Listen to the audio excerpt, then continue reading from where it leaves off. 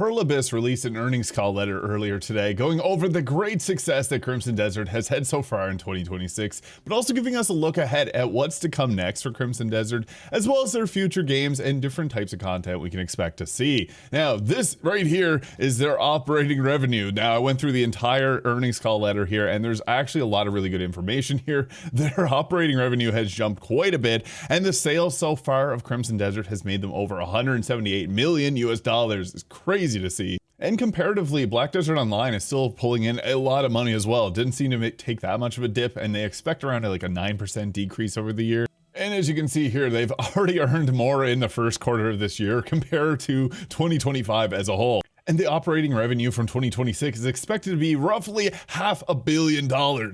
Insane from just Crimson Desert alone. But the growth strategy is what we all care about most. They are looking to enhance user satisfaction and drive new sales through continuous updates, which they've done a great job on. In fact, they released this dev update here after 3 weeks of the game's launch, detailing their 3-month roadmap of what they wanted to release, which it's already done. And they've done more than what they've already said they're going to do. It's insane. So boss rematches, reblockading, difficulty settings, new skills for Damian and Uka, which there were some yesterday. We also got hiding back weapons, new outfits, and they're looking to add even more to the game. Specialized storage, pets and mounts. They've added over 50 new pets and a lot of new mounts. There's 10 of them yesterday, or 12 of them yesterday. So with all this content added to the game, what possibly could be next? Well, there's actually a lot of stuff hidden in the game that I've been looking through, and you can see a village right here that's not actually accessible.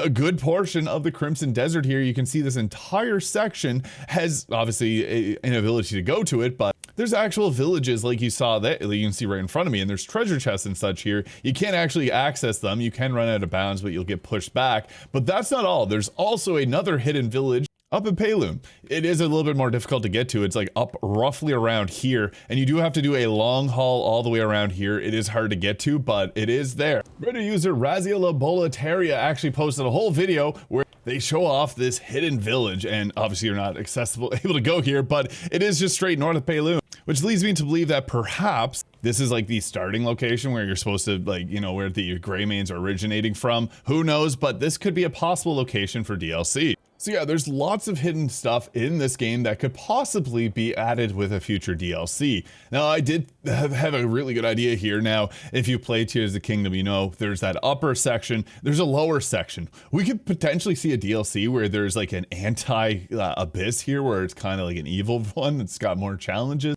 Like an underworld to buy well. I think that would be really cool, but just kind of spitballing an idea out there, as this game does obviously have heavy inspiration from Tears of the Kingdom, and that's one thing that I really enjoyed about that game. I do think the map lends itself well to having something like that, or even like a darkness world version of this. Whatever it is, the map has a lot of potential for future content. And one thing that I think this game desperately needs is actual combat encounters and things that you can do like dungeons. And there's a lot of caves in this game that I feel like they didn't fully flesh out for potentially this reason. Now, it's kind of obvious that there's a lot of stuff in this game and a lot of things that they just didn't have the time to be able to finish, but looking into this cave here, whenever you drop down into it, there isn't really anything going on, just a regular old cave, but there's this little section here where it looks like you could actually venture deeper, and then there's just a rock that blocks your way. So there's lots of caves like this throughout the game. I go through and check them every time there's an update in case they hid something down here, but this one is just right here in Deminis. It's literally just a cave with nothing in it, so I think there's potential for maybe a dungeon or like a portal to another like underworld or things like that. Now, yesterday's large content update to patch 1.06 added in these claw machines, so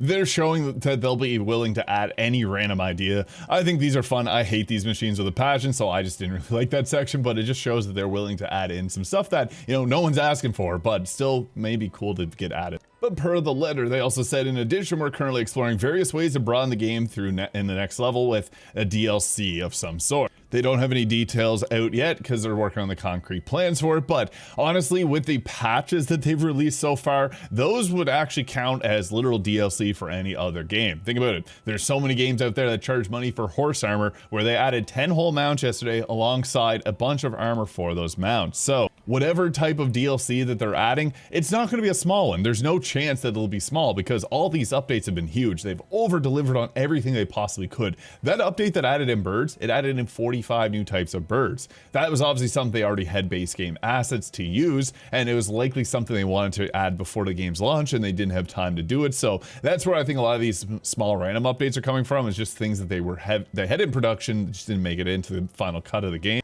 Hopefully we do start to see some more mounts getting added. I was hoping that we'd be able to get a donkey here because you can actually steal them, but the thing is you just throw it over your shoulder, so it's not worth doing. So maybe we'll see an expansion and get more mounts there. The legendary ones like the white tiger that we can't currently have, but those will just probably be patches because they've been delivering weekly patches with massive updates. So that leads me to believe that there's probably going to be something large on the map that'll change when they add a DLC of some sort, like this whole section here that you can kind of wander to, or the northern section that you can also kind of wander to. Or maybe they'll expand the sea. I know pirate games are all the rage right now, so like things like Windrose and the Assassin's Creed Black Flag remake coming out, people want pirate games. Maybe there'll be some like ship combat. They have a lot of routes that they could take. So I think they'd have to add in some playable content, maybe an additional story, maybe it'll be a whole new section, or maybe it'll be that underground world. But one thing that I'd really like to see is a new character creator, or a full-on character creator, because Black Desert Online did this well. I did cover a mod recently where I went over all the different updates, or all the different choices you can do with this character creation mod, made by Keon95 here, and you also have to use a mod manager. Now,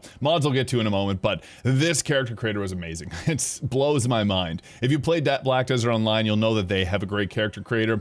One thing I never understood is the hair color options in the base game is RGB here in Crimson Desert. I don't know why they didn't end up adding more like natural hair tones like this mod does, but I do think a character creator would do an amazing job for the longevity of this game, because that's I've spoken to a lot of people that won't buy this game because they like games that have character creators, and you don't have that in this game. And there's quite literally like hundreds of faces in this. So yeah, they have a good base for you to actually set up and build a character. And it almost seems like they are preparing for this because there is 2 free slots right here. Now the thing is with that, similar to Grand Theft Auto, maybe we'll see a multiplayer only character and a character you can use kind of like a gray main. Make your own gray main. They can go by and you can summon them similar to how you can do with Damian and Unka. So maybe we'll see something like that because there's 2 free slots. And they did mention they had plans for multiplayer, which I know a lot of people are kind of split between.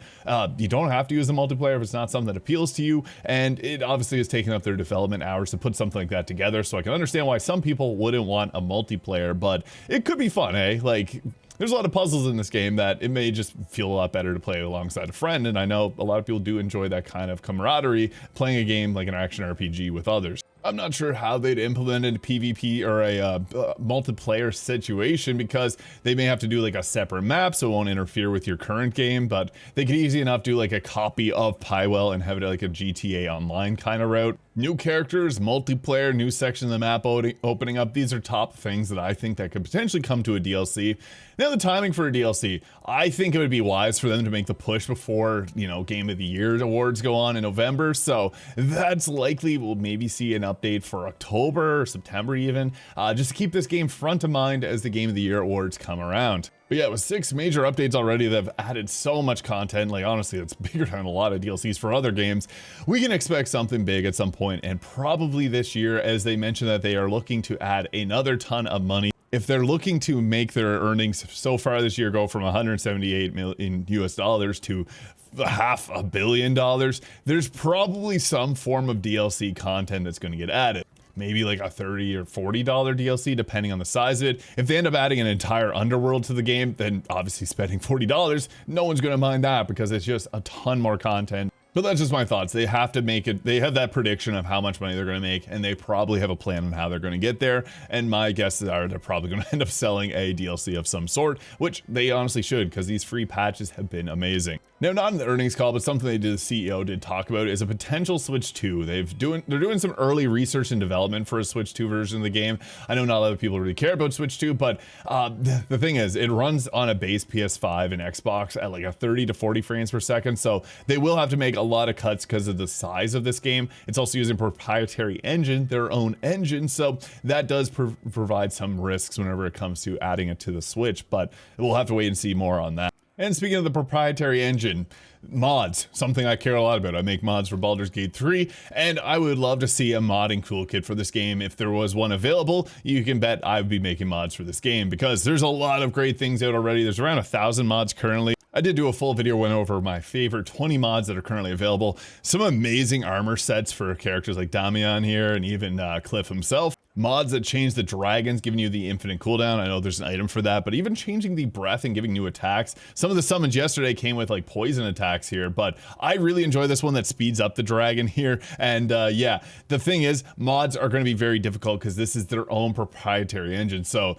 this may be something they want to keep and protect and, you know, not really allow others to make mods for it. It doesn't sound like they're very open to mods, but I just want to say right now that I do know it would be a great success. And this is an open world sandbox game similar to Skyrim. Skyrim is the greatest game for modding, and it's a game that people still play heavily today because of the availability of mods. So I would recommend that they potentially add something like this, because a modding toolkit just gets people more invested in your game and allows it to live a lot longer. Unfortunately, I'm not too sure if they will end up or not, because it doesn't really sound like they're super open to it, but we'll just have to wait and see on that, because I think it would be very successful for them. In their earnings letter, they also talk about Dokev and Plan 8, which are their two games that are in production, they're working on currently. Dokev may not be everyone's cup of tea. It's kind of sounds like a Pokemon-like game, open world with a bunch of different like mini games and stuff. It's probably not for everyone that's enjoying Crimson Desert. And same with their Plan A. This is another game that is very far different. It's an MMO shooter, which could be kind of interesting. It could be another way for them to earn more money, but both of these games are far different from what we have in Crimson Desert. So again, it might not be for everyone, but I do think that we will see some long-term support for this game, because they're looking to make $500 million from it this year. There's likely some big plans coming for later this year, and especially before the game of the year is my thoughts. Oh, I'm curious to hear yours though, so leave a comment below with what you think will be coming next to Crimson Desert. Hit the subscribe button below if you enjoyed this video, and I hope you guys all have a great day.